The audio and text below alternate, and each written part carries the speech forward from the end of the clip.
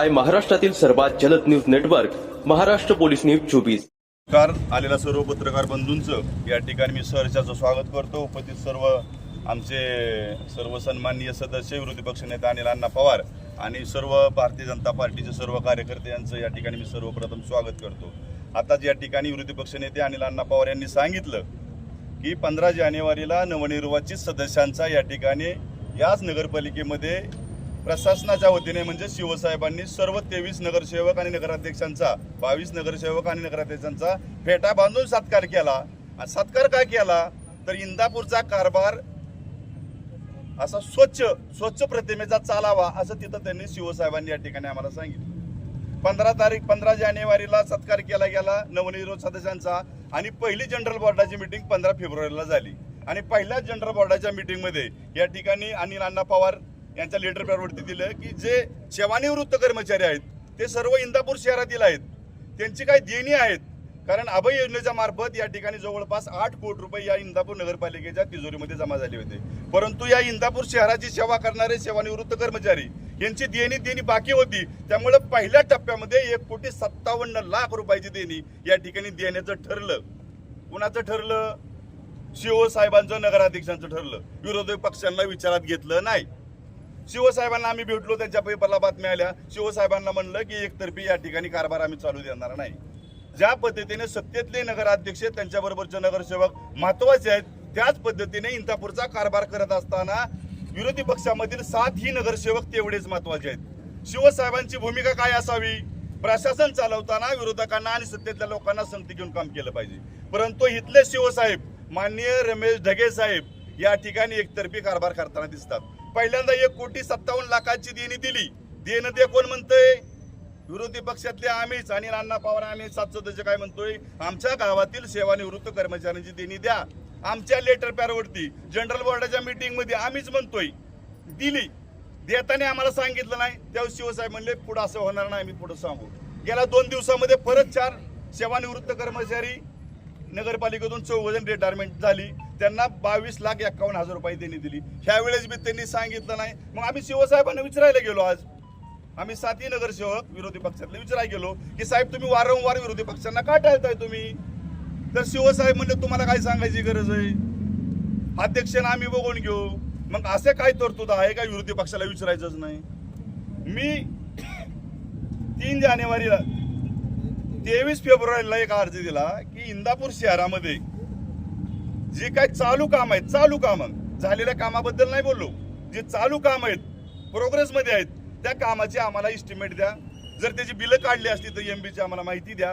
परंतु त्यांनी आधी जवळजवळ 3 महिने झालं त्या कामाचे, चालू कामाचे कुठल्याही काम आहेत त्यांनी माहिती दिलेली नाही। याचा दुसरा अर्थ काय होतो की सदस्यांना सुद्धा याच्यापासून वंचित ठेवायचं।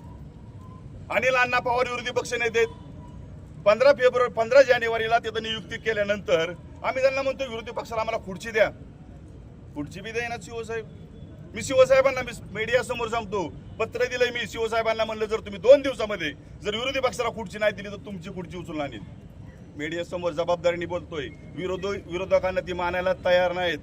नवनिर्वाचित सदस्यांचा, नगराध्यक्ष असतील, सभापती विविध विभागाचे असतील, बांधकाम पाणी पुरवठा असेल किंवा बाकीचे सदस्य असतील, यांचा एक नाम फलक लावा की लोकांना समजू द्या की अध्यक्ष कोण आहे, कुठल्या समितीचा कोण सभापती आहे, विरोधी पक्ष नेता कोण आहे, सदस्य कोण आहेत, हे कळू द्या। कळूनच देईनात, आयडेंटिटी देईनात। 5 महिने झालं आम्ही नगरसेवक नवनिर्वाचित निवडून येऊन सत्तेतले असू द्या किंवा विरोधातले असलं, आम्हाला आणखी आयडेंटिटी देईनात।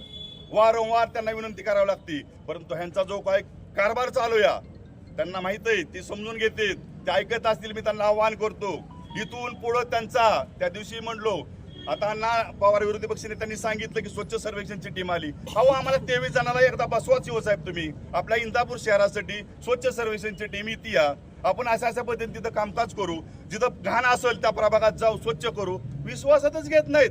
विश्वासात कुणाला घेतात? 2-3 आणि मग शिवसाहेबांना मी आता आवाहन करतो, अनिल अण्णा पवार विरोधी पक्षाच्या नेत्यासमोर किंवा सर्व सदस्यांसमोर आवाहन करतो, ही तुमची मनमानी आम्ही इथून पुढे चालू देणार नाही। आज त्यांनी दुपारी काम बंद केलं, काय अधिकाऱ्यांना सांगितलं की अशी तक्रार दिली, त्यांनी तक्रार अर्ज तयार केला, 353 गुन्ह्यासंदर्भात त्यांनी त्याच्यामध्ये नमूद केलं। परंतु मी गांभीर्यपूर्वक सांगतो, जनतेच्या हितासाठी 100% जेलमध्ये बसायला आम्ही तयार आहोत. 100% जेलमध्ये बसायला तयार आहोत. कारण जे काही मागं कारभार चालला जनतेला माहित आहे. पण इथून पुढं विरोधकाची भूमिका विरोधाचीच असेल, चांगल्या कामाला समर्थन असेल. विरोधामध्ये मी तुम्हाला समजून घ्या, जिथं पैसे खात असतील तिथं पैसे खाऊ दिलं जाणार नाहीत. इंदापूर शहरामध्ये आरोग्याचं काम करणारे जे आरोग्य कर्मचारी आहेत, पाणी पुरवठ्यामध्ये काम करणारे पाणी पुरवठा करणारे कर्मचारी आहेत किंवा वीज पुरवठा करणारे इंदापूर शहरातील जे कर्मचारी आहेत अतिशय उत्कृष्ट असं काम करतात. परंतु हे केडर बेसचे जे कार्यकर्ते आहेत, कर्मचारी आहेत, जबाबदारीने बोलतो, त्यांना आम्ही नवीन बॉडी आल्यापासून खास करून विरोधामध्ये आम्ही काम करत असताना त्यांना बघवत नाही. म्हणून त्यांनी आज एक प्रयोग केलाय की खोटा गुन्हा दाखल करायचा. त्यांनी बिनधास्त आमच्यावरती गुन्हे दाखल करावेत.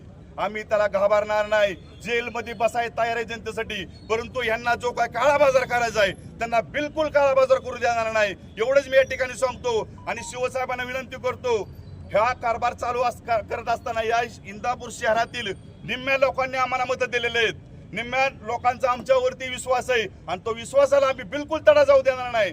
त्यांना जे काही खोटे गुन्हे दाखल करायचे असतील त्यांनी बिनधास्त करावेत. मी आता सांगतो, त्यांनी जर उद्या गुन्हा दाखल केला तरी हा संजय शिंदे पळून जाणार नाही. मी स्वतः जाऊन तिथं हजर होईल. परंतु त्यांनी जर काही खोटं केलं तर आम्हाला सुद्धा खोटं करायला प्रवृत्त पाडू नये करायला त्यांनी. ह्याचं बी त्यांना मी एक चेतावणी देतो. कारण खोट्याला आम्ही बी खोटं करणार. कारण त्यांनी आमची मागणी काय हो, जनतेच्या हितासाठी. जर गढूळ पाणी आलं, वास मारणार पाणी आलं, आम्ही शिवसाहेबांकडे जातो, त्या मॅडम बारस्कर मॅडमकडे जातो. कारण त्या विभागाच्या त्या अधीक्षक आहेत. आम्ही दुसरं कोणाला सांगणार आहे. लाईट पुरवठ्याचं असले त्यांच्या शेंडके साहेबाकडे जातो. पण ह्यांचं काय होतंय की वारंवार काहीतरी विचारतात. त्यांना जे काय साध्य करायचंय, प्रशासन काळामध्ये त्यांनी काय साध्य केलंय मला माहित आहे. नफा फंडामध्ये त्यांनी 1 लाख रुपये शिल्लक ठेवले होते. मी त्याची माहिती मागवली. प्रशासनाच्या काळामध्ये त्यांनी कारभार केल्याची माहिती मागली. आज बी देईनात ते. माझ्याकडे अनेक लेटर आहेत त्यांची माहिती मागवलेले आहे बा, अनेक लेटर आहेत. परंतु त्यांनी कुठल्याही लेटरची या ठिकाणी आम्ही सर्वात महत्वाचं काय सांगतोय की चालू असलेल्या कामाची माहिती मागतोय, झालेल्या कामाची नाही मागितली. परंतु त्यांना चालू असलेल्या कामात सुद्धा माहिती द्यायची नाही. याचा अर्थ त्यांना काळा बाजार करायचा आहे. ठेकेदारांचे त्यांचा आर्थिक संबंध आहेत आणि या ठिकाणी आम्ही ते मोडून काढू आणि ठेकेदारांच्या पाठीमागे 100% आम्ही उभं राहू. काम कोणाला बसू द्या, कुणाला कमिशन दिलं जाणार नाही. काम चांगलंच करून घेतलं जाईल या ठिकाणी एवढंच सांगतो. आणि जर पत्रकारांना काय प्रश्न विचारायला त्यांनी विचारावेत अशी विनंती करतो. नक्की अशी काय माहिती तुम्ही मागवताय की तुम्हाला ती माहिती मिळणार नाही? काय माहिती आहे नेमकी?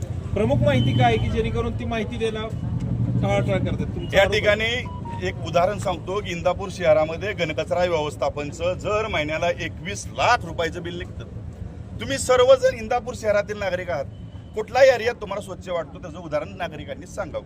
ही मला प्रश्न विचारण्यापेक्षा नागरिकांना कुणाला विचारा की कुठला भाग स्वच्छ आहे इंदापूर शहरातला.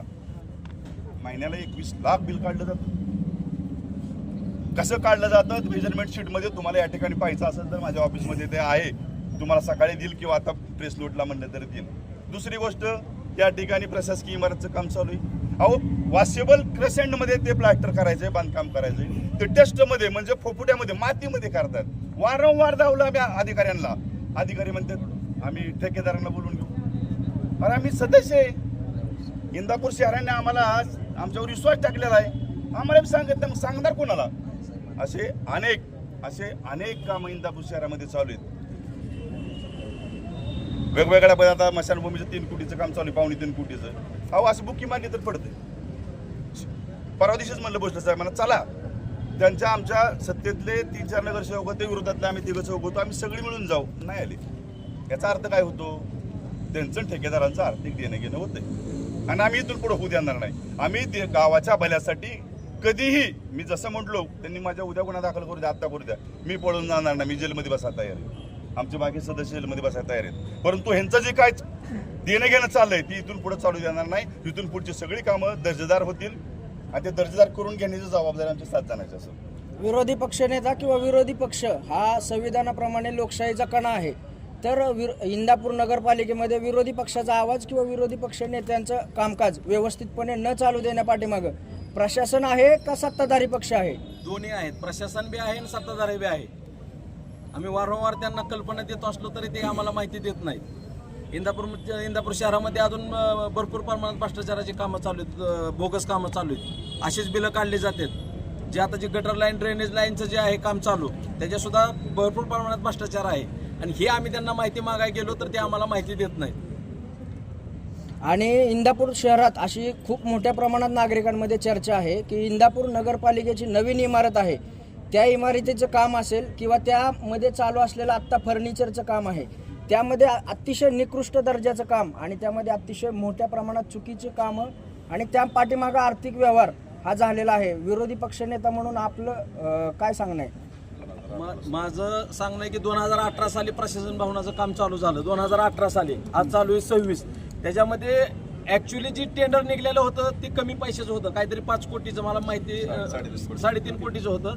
ते आता टेंडर काहीतरी 15 कोटीपर्यंत नेलंय त्यांनी, की वाढीव खर्च किंवा काय असं दाखवून त्यांनी नेलेलं आहे. आणि त्याच्यामध्ये जे फर्निचरचं काम असू दे किंवा काय ISI मार्कचे असे कुठलेच त्याचे हे केलेलं नाही. आणि आम्ही पहिल्यांदा बॉडी आल्यानंतर ती मागणी केली सीओना की त्या ठेकेदारांना बोलवून घ्या, काही बी 5 वर्ष ह्या जुन्या इमारतमध्ये घालायला, तिथं सदस्यांना बसता येत नाही. वर ह्या साईडचा सदस्य बोलायला गेला तर तिथं शिवपर्यंत ऐकू जात नाही, नगराध्यक्षपर्यंत त्याचा आवाज जात नाही. त्याच्यामुळे आम्ही म्हणलं प्रशासन भवन जिथं झालेलं आहे तिथं तुम्ही जी आपली मिटिंग हॉल आहे, जीबीच्या जी जनरल बॉडीच्या मिटिंग होत्यात त्याच्यामध्ये आपण तिथं हे करू.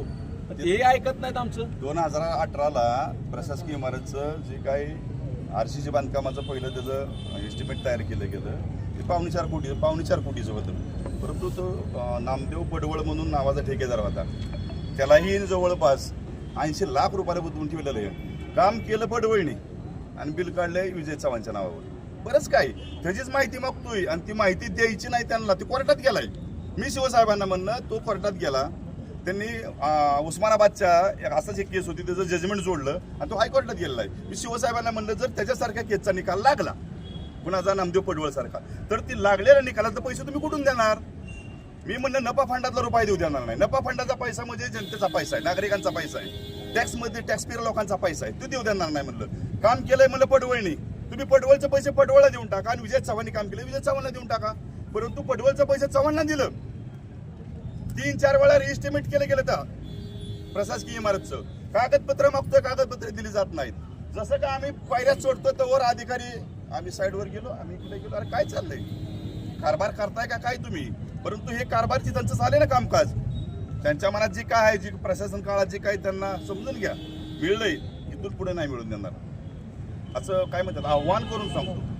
गावाच्या भल्यासाठी त्यांनी काम करावं, दर्जेदार कामं करून घ्यावीत. काम कुणाला बसू द्या, कुठल्याही ठेकेदाराला बसू द्या, चांगलं काम करणाऱ्याच्या पाठीमागे या ठिकाणी आम्ही 100% उभं राहतो.